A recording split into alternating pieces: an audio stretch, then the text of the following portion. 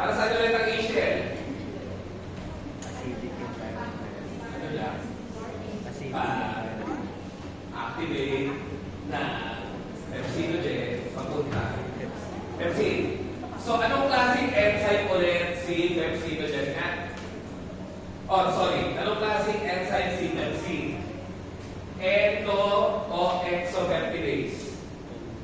Ento nga. Nandiyan naman, di ba? Ano yung mga exopeptidase bale? Mga enzymes na puputulin yung protein ko sa gitna. Ba't ang layo yun? Ano meron? Sawa na kayo pansin ka sa laway ko.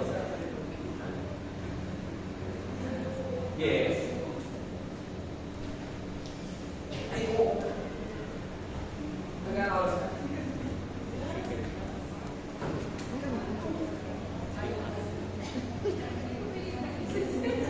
Susunod na yung message mo gawin mo na. Sorry na. Na? Next year? Oo. Next year, January. Next week. Sa lahat tayo. Hindi ko lang lahat tayo. Kasi institutional resource management. Kaya na next year na. January. Thursday. Pakipaalala mo sa akin Wednesday na yun. Sorry, dami kasi si Charles.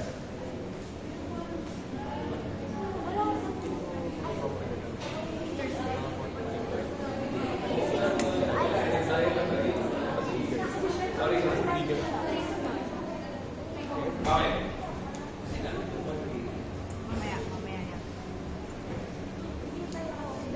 So yun lang, no? Dalawa yung major types ng enzymes for protein digestion. Meron kang endopeptidase na, meron kang exopeptidase. So pag endopeptidase, ginugupit yung protein mo sa gitna, kaya nga endo, no? O sa loob. So saan nga ulit nanggagaling na ang pepsinogen? Sabi ng ating anatomy.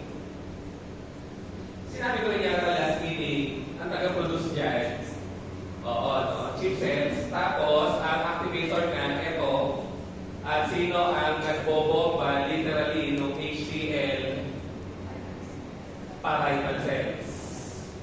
Okay? At si parietal cells nga may proton pump. At ang proton pump mo ay active transporter. Ano ulit pag active transporter? Ha? Ano? So, kunyari, ito ay parietal cell. Daanan na natin. Sige na. Naalala ko bigla, hindi pala ako ang inyong pharmacology 1 next year. So, meron kang tatlong ligands. Ano ibig sabihin ng ligand? Oh. Ano ulit yung ligand? Pag-ligand, anything na nakabit sa receptor. Okay? Anything. So, yung ligand yung kumakabit. Tapos, ang sinabi na anything, so walang sinabi kung activator o inhibitor. Okay? So, ito yung parietal cell. Ito po, yung sinasabi kong proton pump. So, ano pa ba yung labas? Gastric juice. Gastric juice na alam na natin sana mataas nga ang acid na talaga. Kasi nasa stomach mo yan eh. Di ba? So ngayon, yung proton pump na sinasabi natin, literally, magbobomba ng proton palabas in exchange for potassium at yan nga ay gagamit ng ATP kasi active transport. Yun nga lang, sino ang activators ng proton pump mo? Meron kang hormone na protein din, actually, gastrin. Meron kang acetylcholine na neurotransmitter, no? At si histamine na akala natin pang-allergy lang, hindi. Di ba, histamine causes allergy. Histamine po also causes increased hydrochloric acid production. Sinulat ko lang yung tatlong common. More on that sa pharmacology 1 nyo. So lahat yan mag-a-activate to bomba. Literal bomba. Proton pump. Okay? So bakit kaya ito active transporter? Sinabi ko na eh. Ano yung marami sa labas? Proton. Low to high. Pag low to high, ano ulit? Active transport or against concentration gradient. Saan mayaman ang potassium ulit? Dimot na? Agad? Potassium ay mayaman sa loob. Okay. So, labas, papasok sa loob. Low to high na naman. Tama. Kailangan ng ATP. Okay? Kaya siya, active transporter. Tapos sa biochem, full name ng bomba, tinatanong din, hydrogen, potassium, ATPase, pump nga. Basta nakakarinig ng ATPase, obviously, gagamit ng ATP, obviously, active transport. Okay? So yun. Ito rin bale ang common targets ng mga gamot bilang anti-ulcer drug. Gusto mo ng gastrin blocker, kasi again, pag blocker, babarahan yung receptor, hindi ma-activate yung proton pump. Gusto mo rin ng acetylcholine blocker, kaso ganun din, mag-activate din siya ng proton pump. Si histamine nga lang, ang pangalan ng receptor niya dito, histamine 2. For now, ang basics, si histamine 1, nagkakos ng allergy, si histamine 2, nag-increase ng acid. Sir, ano yung mga sinusulat mong Sanskrit? Mga subtypes nila yan eh. Remember na ang receptors proteins. Tapos may subtypes na ang receptors. So yung histamine receptor 1 ang nag-mediate ng allergy. So bali, kung gusto mo ng gamot na anti-allergy, ang gusto mong matatarget, histamine 1. Tama? Ang histamine 2 naman, ang singular niya talaga na mahalaga sa pharma, mag-activate ng hydrochloric acid. Kaya kung gusto mo ng anti-ulcer drug, gusto mo ng histamine 2 receptor blockers. At ito nga ay mga gamot na nagtatapos sa tilid. Ang pinakasikat nga, ranitidine. Okay? Basta may tilid sa dulo. Sino pa yun? 4 yun eh. Si betidine, famotidine, na isa tilid pa. Tilid. Yan. Ano ulit ang tawag sa kanila? Histamine 2 receptor blockers. Okay? Yun nga lang, ano ang drug of choice? Drug of choice or gold standard sa gamutan ng peptic ulcer disease. Dati ito eh. Dati sila ang pinaka gold standard o pinaka-effective na gamot sa ulcer. Pero ngayon, sino na ang pinaka-effective na gamot sa ulcer? Lahat ng basahin lang, proton pump. Ano may dapat gawin sa proton pump? Dapat ba i-activate o dapat i-inhibit? Kung gusto mo ng anti-ulcer. Oo, no? Nadaanan pala natin ito sa ORChem. Proton pump inhibitors nga. Ano ang apelido o dulo ng mga gamot? Oo, ang pinakasikat, syempre, omeprazole. Marami pa ka. Meron kang esomeprazole, meron kang lansoprazole, meron kang pantoprazole, meron ka rin dexlansoprazole, meron ka pang rameprazole. Basta lahat sila nagtatapos nga sa prazole. So, madali naman eh. Lahat sila direct inhibitor ng bomba, so bababa ang acid mo. Pero ngayon, pag bumaba acid mo, yung pepsinogen mo, hindi magiging pepsin na active. Di ba? Kaya okay na okay sa peptic ulcer disease. Okay?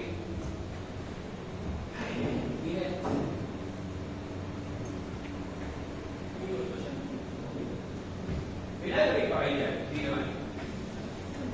Nakikita pa kayo dyan?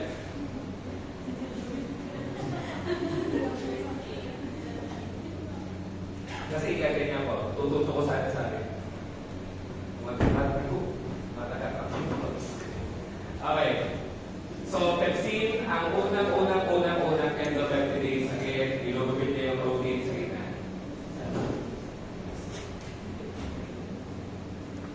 Yung nasik ang pawis sa screen. Umabot doon. Ano yun? Amazing. Okay.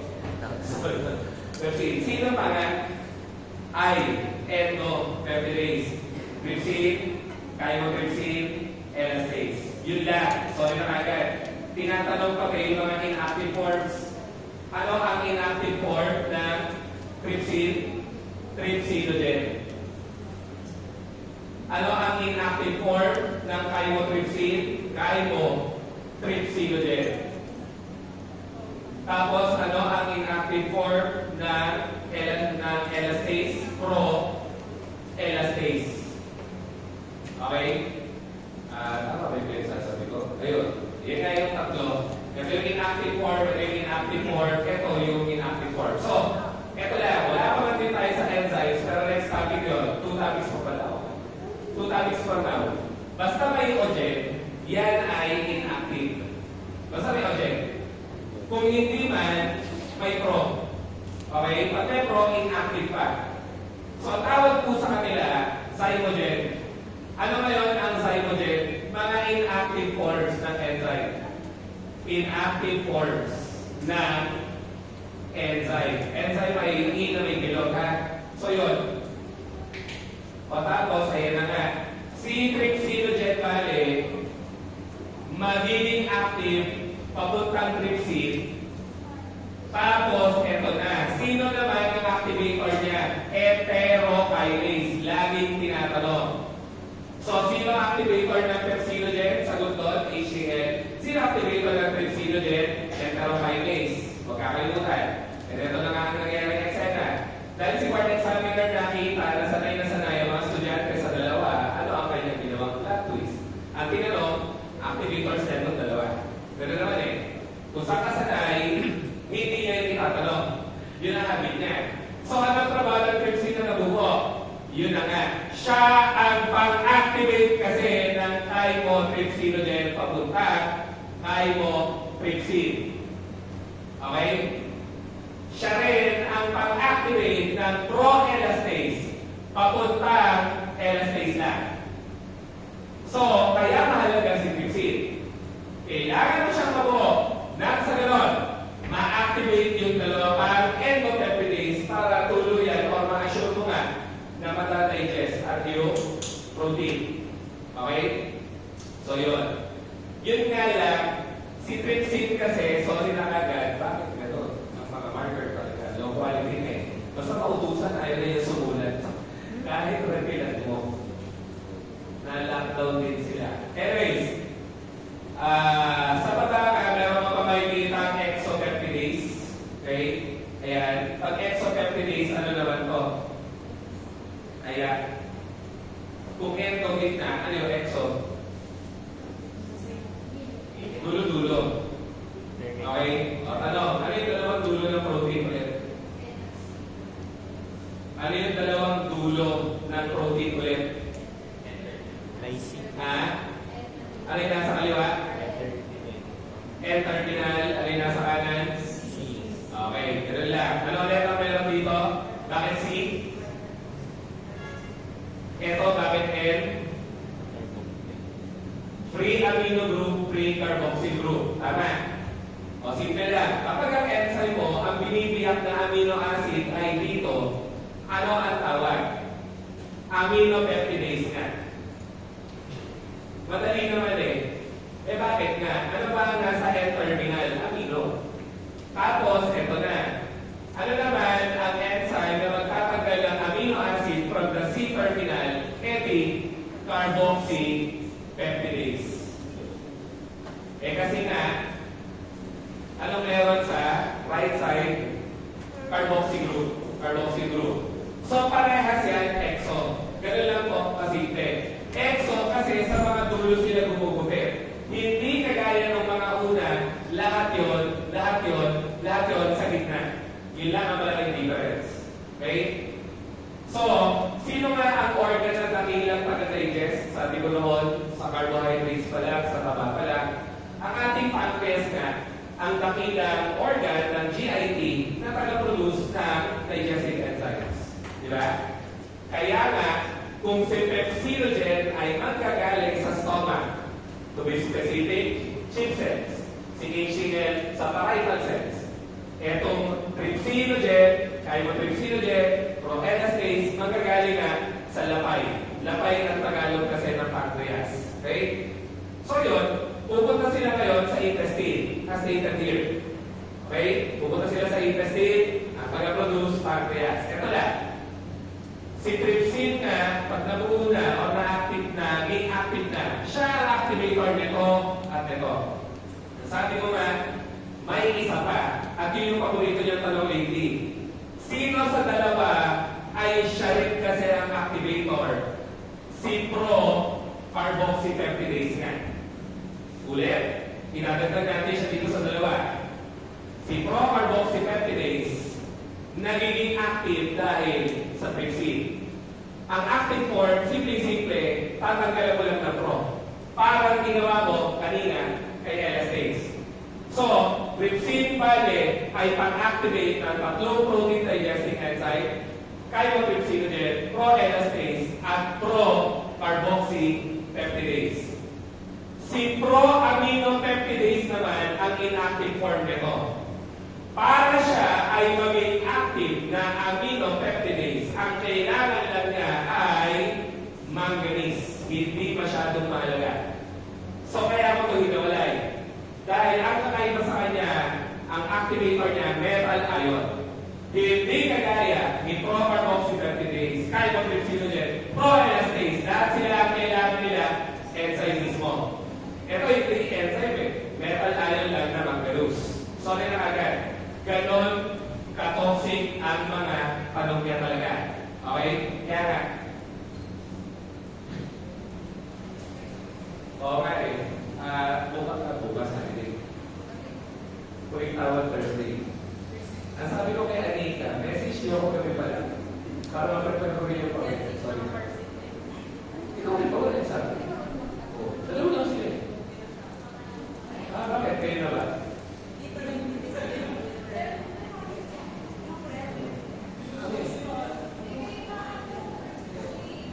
Pwede sweet nyo. Tuloy niya.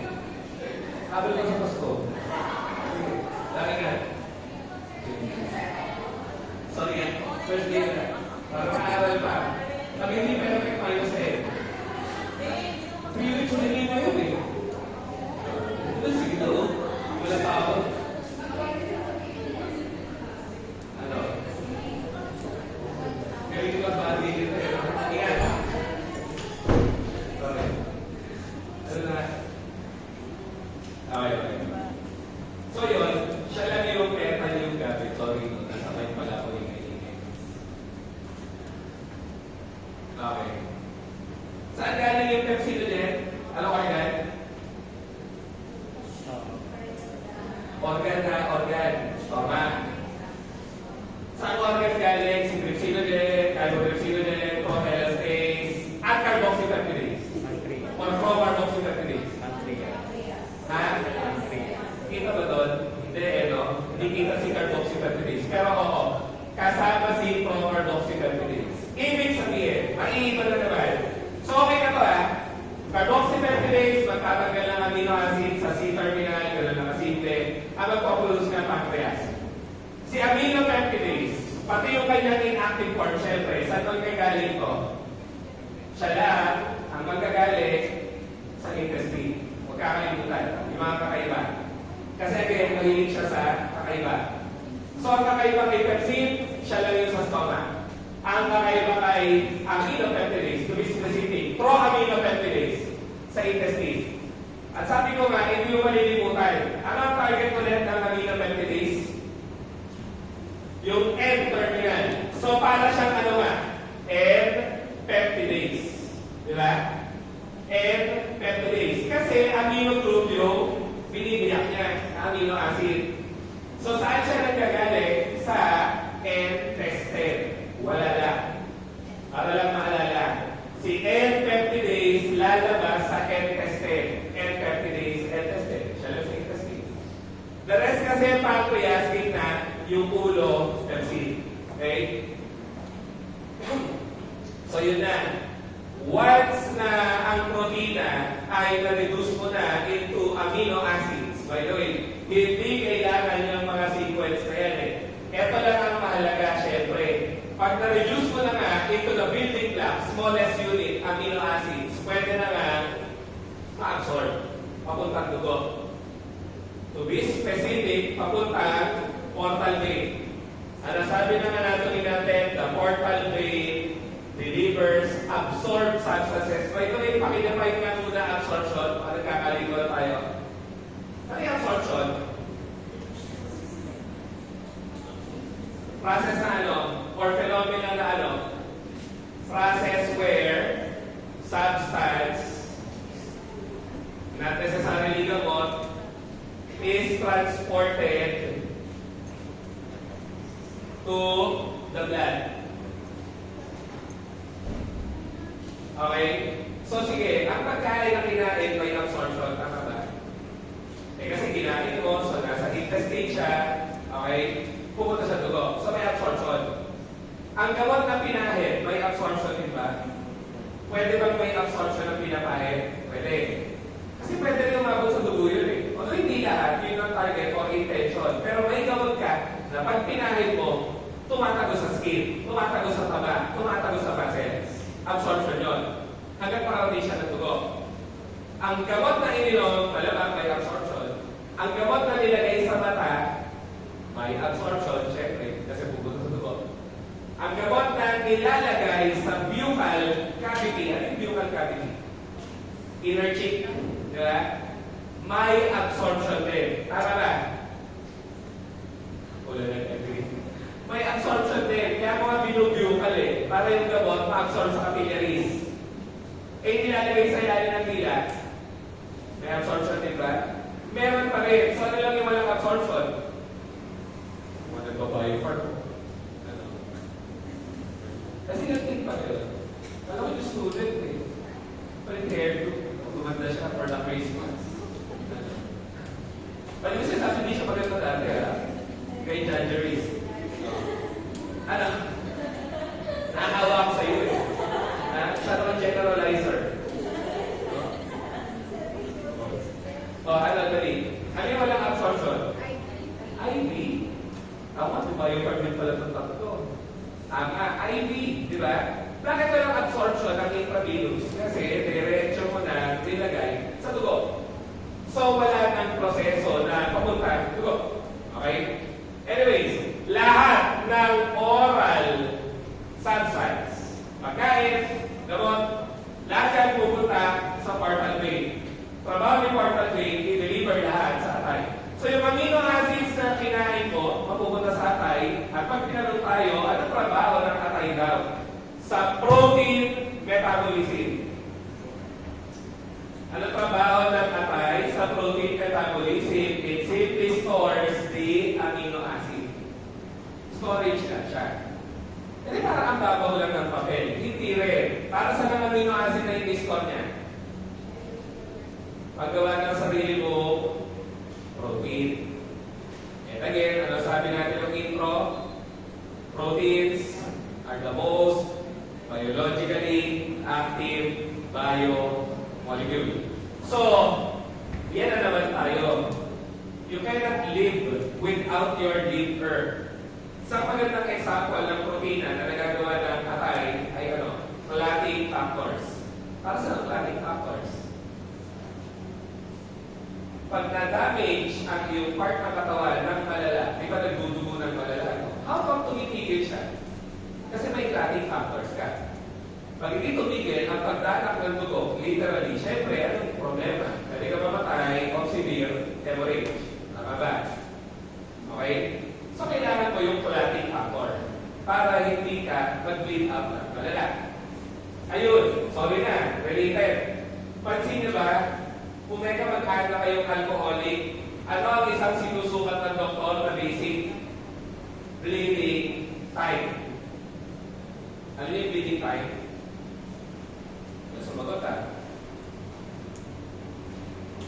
Tutusumi ka ng needle, lalagay sa glass line yung tugo, isisway-sway ni Mente, corners, titignan yung oras na titigil yung pag-flow ng tugo. So, ito yung oras na hinintay mo para mag-clot yung dugo. O, pakiisip maigi, sana, please. Pag ang dugo, mabilis mag-clot. Ano ibig sabihin? Oh, sorry. Sagot ko kagad, mali. Pag ang bleeding time maiksi, ano ibig sabihin? Mabilis mag-clot yung dugo. Malapot siya. Pag yung time na kailangan para mag-clot yung dugo ay mahaba, ano ibig sabihin? Masyado siyang malabnaw. Siya ay nag-hemorrhage. Kasi tagal mag-clot yung dugo eh. And usually, kapag yan ay nakontrolo, ano ibig sabihin? Hindi ko yung sabihin lagi ha, huwag i-generalize. Pag nakontrolo yan o tumatagal, maaari ang pasyente ginagawang kape, juice, soft drinks, ang alak, eh malamang sa malamang siraan na tayo. Bakit? Kasi hindi siya gagawa ng clotting factors. So hindi nagkakot yung dugo niya. Kaya pag yan dinugo, malala. At pwede niya ikamatay syempre ang bleeding. Okay? So yun. So, clotting factors, sinulat ko na, ay mga proteins. Sample lang naman yun. At ang dami mga proteins na hormone, kagaya ng insulin, kagaya ng glucagon. Ang antibodies mo, kaya sila nabubuo, syempre dahil din sa amino acids, di ba? Remember, amino acids napaka-active. Ang dami papel sa buhay ng tao. So, ayaw mo, mawawalan ka ng storage. Okay? Ng amino acid. Yun lang. Sino ulit yung essential amino acids? Ano? Yung letters lang. P. Baka F. Pwede alamin eh. Kaya naman tayo. Ano? Pwede alamin. Kasi ano sa tuloy yung 518 mall eh. Sige, 518 mall. Pwede alamin. Mali. Training. Sino yung T na hindi essential? Okay, so sino yung essential? Cryptocan. Sige, ano yung I? Isoleucine. Okay, ano yung F? Methionine. Ano yung H? Histidine. A? Arginine. At yung lysis. Okay. So, ano ulit sila? Kailangan provide na diet. So yun, pag tinanong naman tayo, sorry na kagad, ano final product ng protein metabolism sa tao, sagot ay urea. Bakit urea? Ano natin itsura ng amino acids nga? Alam natin sila ay ganon. So tendency na ay madedeaminate sila. Pag nadeaminate sila, magiging obviously ammonia. Anong problema kay ammonia?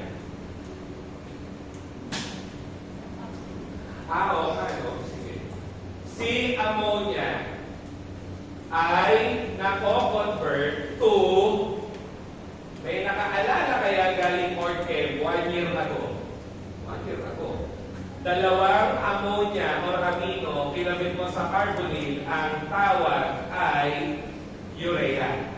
Kaya tayong mga tao, tinatanong, in terms of protein metabolism, anong klaseng organism daw tayo? Sorry na kagad, ureotelic. Kasi we produce urea. Bakit kailangan naka-specify? Kasi nga, may mga organism ka na ammoniotelic. So ito yung mga organism na hanggang dyan lang ang produkto ng protein metabolism. Tayo, final product, urea. Urea, water-soluble, excretable, non-toxic. Okay? Yung mga arthropods, birds, lizards, reptiles, aquatic animals, kung naisulat, lahat yun ammoniotelic. Okay? Meron ka rin mangilan-ilan na uricotelic. Okay, ito na. Pag ammoniotelic ang organism, hanggang ammonia lang sila. Kapag uricotelic ang organism, they tend to produce uric acid galing sa protein. Tayo hindi eh. Urea. Kaya huwag kumabalik. Urea. Sa iba, uric acid. Tinatanong kasi. So tayo ay ureotelic. Ngayon, sinong organ ka ang responsible for converting ammonia to urea? Ayan na naman tayo. Siya na naman. Okay? Siya na naman. Ulitin ko, sinabi ko kanina, water-soluble, excretable. So pag ang pasyente may, ito, tinatanong din sa boards, biochem part and clean part. Pag ang pasyente may severe liver failure, ano problema? Di gusto ko na pag-ito to sa carbohydrates eh. Kasi failing na ngayon, nag-shutdown ng atay, ano problema? May ipon to. Eh, ano problema kay ammonia? Pumapasok sa utak. Nagko-cause ng encephalopathy. CNS disorder. Okay? At dahil ang ammonia ay volatile nga, pag inamoy mo ang hininga, mapanghe. Eh, syempre, yung ammonia naiipon eh. So, doon lalabas yung ammonia sa hininga. Hindi tatawanan. Meron. Mapanghe hininga. Sino? Hindi, ang ruling nga ng marami dyan, yung bibig kasi masyadong malapit sa ilong. So, baka sarili. Okay. Ayun, ammonia na iipon, no? Kumapangiliningan, toxic sa utak, yun na nga. Ano tawag? Sasabihin. Hindi, ito ang cirrhosis. Cirrhosis na scar, nasugatan yung atay. At ang problema sa cirrhosis, hindi yan gumagaling. Pag na-scar ang atay, scar, literal, nasugatan. Hindi yan gagaling, mag-mutate yung cell, pwede maging cancer. Okay? At ang simula ng cirrhosis ay ano? Ito naman, alcoholism pa rin. Magpa-fatty liver ka muna, saka ka magsi-cirrhosis, problema sa cirrhosis, pwede maging liver cancer. Kaya kung meron kayong kakilala na yun nga, may nakapit ang alak, no? Maaaring pag-ingatan na natin, di ba? Nalalapit kasi sila sa cirrhosis and cancer. Okay? Magsisimula yan sa fatty liver. Anyways, ano na kayo sabi ko? Ayun, kapag ang pasyente nag-shutdown ang atay, ang tawag mo nga, hepatic encephalopathy. Na kung saan nag-shutdown yung atay, ammonia, hindi pa-convert sa urea. So may ipon to sa utak, nagkakaroon ng brain damage, severe mental disturbances, personality changes, yung mga involuntary center nagsha-shutdown din, kagaya ng respiratory center, cardiovascular center. Ayaw mo nun, tama? Pag tumiran ka cardiovascular center, hindi mo kang puso. Pag tumiran ka respiratory center, hindi ka hihinga. Kaya ang makabagong tanong lately sa recent board trends, anong araw ang gamot na akala mo laxative lamang, pero siya ang trusted ng mga doktor na gamot sa critical care ng hepatic encephalopathy. Kasi deadly yan eh. Pag pumasok ang pasyente dito, malaking chance na madedens na siya. And the only thing you can do is reduce ammonia. Yun na lang magagawa ko eh. So, ano ang ammonia ulit? Acid o base? Hindi nga. Ano sabi ng inorganic chem teacher ko nun? Basta may nitrogen base. So, paano mo siya palalabasin ng sistema? Paano mo gagawin excretable ang base? Gawin mo salt. Paano gagawin salt? Maglagay ka na acid. Naalala pa ba to? Ano nga to? Ano yung lactose? Okay, lactose. Ano yung lactose? Ano yung lactose? Laxative. Anong klase laxative? Para siyang fiber. Hindi na na-digest, puntang colon, higong tubig. O di magkakatubig yung pupo mo, matutubig ka. Ano pa? Ano rin siya? Stimulant. Bakit ka stimulant? Kasi na-ferment ng mikrobyo papuntang lactic and acetic. Ayan na. So, gano'n naman pala. Kung nagiging acidic siya, pwede siya pag-neutralize ng ammonia. At kung mag-neutralize niya ammonia, ang kagandaan doon, ammonia becomes water-soluble. Eh di ba nga, pupunta siyang colon, naghihigop ng tubig. Ito kasama na yung ammonia na lalabas. Kaya triple asterisk na, paborito tanong sa clean part pati, ano treatment ng hepatic or liver-induced encephalopathy, sagot nga ay lactulose. Kaskas ko mga marker. Lactulose. Ang dosing marker ko na ito eh. Ngayong semester. Tuloy pa ko ng pali.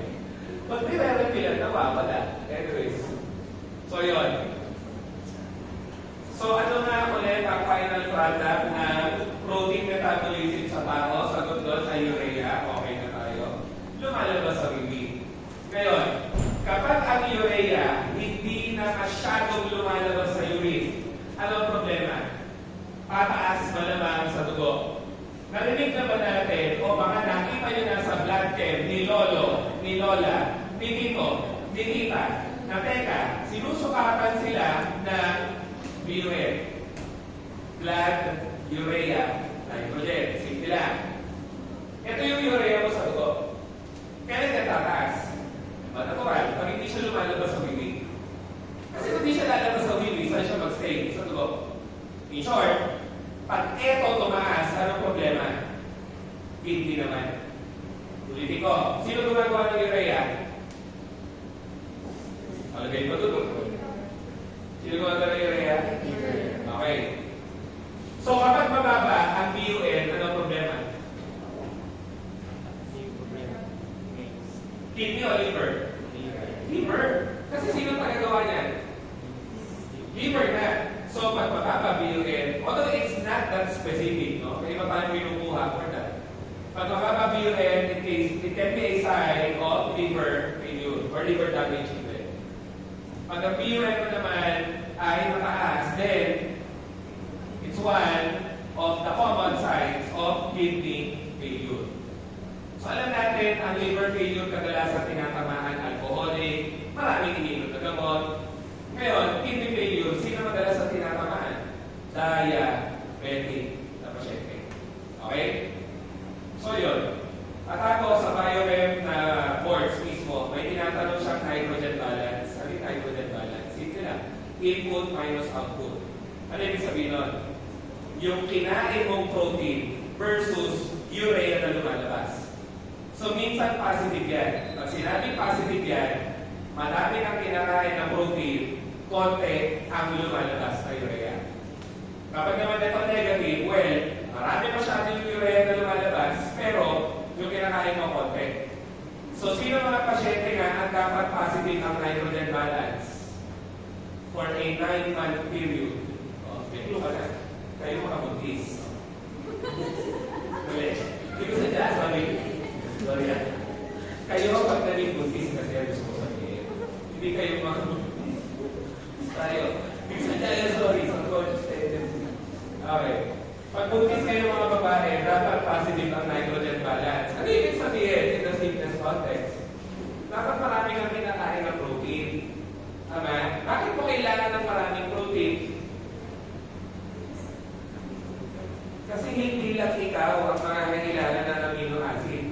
Yung fetus na nasa iyo, pero syempre, developmental eh. So, kailangan niya ng amino acids paggawa ng sarili ng protein. Kaya kayo mga babae, pag nagbubuntis, dapat maraming kinakain ng protein, hindi pa ka. Okay? Protein and carbs. Pag nagbubuntis. Okay? So, yun lang. Ayun pala. Input ay mas mataas sa output, positive yun. Siyempre, pag negative, konti yung input, mataas yung output. Sino naman ang nag-negative nitrogen balance? Ayun na, last topic. For some unknown reason, 17 years na teaching ko, lagi tinatanong kong dalawa. Minsan sabay sila, minsan isa lang. Washer ko, Marasmus kasi, ay mga ano nga? Mga ano to? Protein, calorie, malnutrition. So, ganun lang kasimple po yan. Pwedeng ang bata, mababa ang protein, tapos tama lang ang calorie. O kaya naman, pwedeng ang bata, mataas ang protein, o tama lang ang protein na nakukuha, ang palpak, o mababa ang nakukuha niya, calorie. Okay? So, kailan ka negative nitrogen balance. Ito yun. Pag konti na ang pinakain mo, negative yun. Okay? Kasi di ba yung nitrogen balance is input minus output. Input minus output. Di ba? Minus yun eh. Minus kasi yun. Sorry kung di yan na. Ngayon, kung mababa to, automatic. Mababa yun, mataas to, pag minus mo, negative. Okay? So, ano unit natin sa calories na? Kilocalories. Di ba? Kilocalories. Kaya eto na po. Yung mga bata na may calories na nakukuha. Ang wala ay protein, yon yung kwashiorkor. Hindi ka na malilito sana forever. Pag may K, cal, may K sa pangalan. Kasi yung isa, wala nang K. Walang K. Walang calories eh. Ang meron protein. Kaya as smelling, ganun din. Yun yung panagda ko. Walang K. Okay? Walang K. Pag walang K, marasmus yun. Pag may K, kwashiorkor yun. Kuha? Ayan na nga. Alam din, pag marasmus, wala kang K-cal. Wala kang calorie. So, walang K sa smelling. Pag kwashiorkor naman, yun yung may K sa smelling kasi yun din yung may tamang-tamang calorie. So, may calorie sila, wala protein. So, ano yung nakikita sa picture? Yan nga yung walang calorie. Kaya payat. Nakita ba na payat siya? Walang calorie eh. So, ano nga yun? Pag walang calorie, walang K, parasmus. Ganun lang. At higit sa lahat, yung second picture na, yung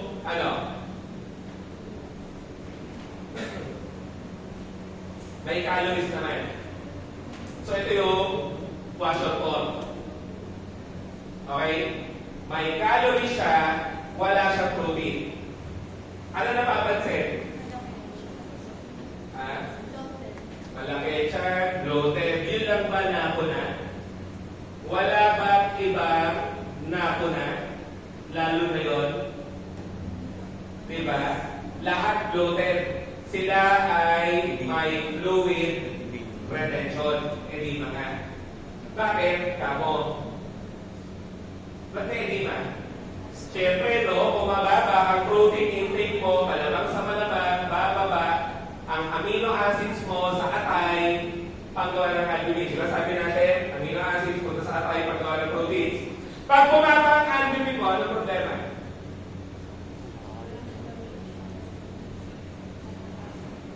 Sige, tama, walang storage for trans. Ano pa? Si albumin kasi polar. Eto ngayon, albumin tends to keep water in the blood. Polar siya eh. So ngayon, pag nawalan kang albumin, ang tubig mo sa kaya pupunta, ayun, wala sa dugo. Mag-diffuse sa peripheral tissues. Mag-edema ka na. So, hindi porket malaki tiyan bulate. Pwedeng edema. Hindi lang sa bata. Kung nakakita na kayo sa household, na payat naman siya, tapos ang laki ng tiyan, na tumak-anyone. Malaki yung tiyan, tapos pag pinipindot mo matigas, tapos may history ng hypertension, dapat pa-check up na. Bakit? Kasi baka may heart failure yan. Ano pala? Heart failure causes edema. Ang common cause ng manas ay una, pagbubuntis. Natural yun, actually. Normal yun. Pangalawa, pag ang puso mo, sumuko na. Pero hugot. Bakit? Pag sumuko ang puso, mabagal ang pagtibok. Kung mabagal ang pagtibok, mabagal yung agos ng dugo. So yung tubig ng dugo, mag-diffuse sa peripheral tissues. Kasi nagtatagal siya sa loob ng blood vessel. Ang bagal niya eh. Okay? At ano nga muna ang tinatamaan ng edema? Siyempre, paano ba nagsisirculate ang dugo? From the heart. Diba? Papasok sa right side, bobombahin, papunta left side, papasok sa baga, diba? I-oxygenate ni baga, babalik sa puso, para si puso, mabomba niya sa pinakamalaking artery, aorta. Kung palpak ang puso, mahina ang bomba, di ba? magtatagal ang dugo sa baga. So yung tubig ng dugo, magdi-diffuse sa baga. Ikaw ay magpupulmonary edema na akala mo lagi hinihingal, nilulunod, yun pala may tubig sa baga. Dahil sa puso sumuko na. Hindi naman talaga heart failure eh. Pusong sumuko sa pagtibo. Nag-fail. Okay? So yun. Yun lang. Maraming cause ang paglaki ng tiyan. Tiyan ko lang. At iniwalagin natin, ang neonates infants, normal na malaki ang tiyan. Wala na, nag-clear. Neonates infants, normal malaki tiyan. Pero yung ibang magulang, piling matalino, pinupur ka ng antiox. Kasi daw baka may bulase. Okay? Bakit normal sa bata, neonate infant, malaki tiyan? Maliit kaya ng katawan. Mag-neonate infant. Gano'n mahaba ang intestinal canal? Haba-haba. Ano mo sisig-sigin yun doon? So, lalaki talaga siya. Okay? So, normal sa babies, malaki tiyan. Hindi yung bulate. Okay? Hindi yung bulate automatically. Tapos, ayun na nga, yung iba ko na estudyante noon, especially sa review, natatandaan nila yan by associating it with a person. Pero kung ito sa tropa, wala ka. Pag hindi mo tropa, baka mapaaway ka eh. Yung tipo ba, ito si fashion code. Alam mo yung fashion code, malaki dyan. Pero ba yan? Diba? Kasi, may calories, walang protein, malaki dyan. Okay? Ayun. Matapos ito na ingay, parating na si Marasmus. O sino si Marasmus? Yung sobrang payat naman. Diba? O, frontier, hindi nila nililimutan. Ay, no, mahirap pagtagda ng terms, no? Pwede na mag-associate sa tao, etc. Yun lang. So, sige.